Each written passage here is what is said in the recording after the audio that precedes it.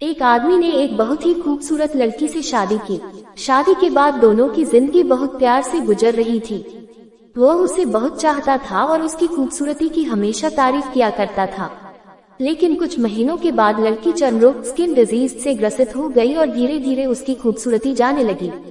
खुद को इस तरह देख उसके मन में डर समाने लगा कि यदि वह बदसूरत हो गई तो उसका पति उससे नफरत करने लगेगा और वह उसकी नफरत बर्दाश्त नहीं कर पाएगी।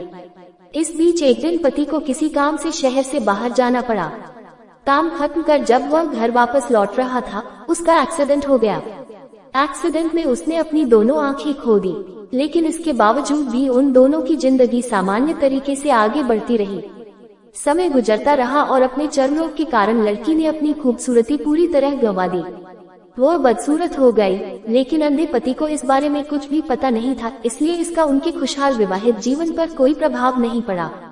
वह उसे उसी तरह प्यार करता रहा। एक दिन उस लड़की की मौत हो गई। पति अब अकेला हो गया था। वह बहुत दुखी था। वह उस शहर को छोड़कर जाना चाहता था। उसने अंतिम संस्कार की सारी क्रियाविधि पूर्ण की और शहर छोड़कर जाने लगा। तभी एक आदमी ने पीछे से उसे पुकारा और पास आकर कहा, अब तुम बिना सहारे के अकेले कैसे चल पाओगे? इतने साल तो तुम्हारी पत्नी तुम्हारी मदद किया करती थी।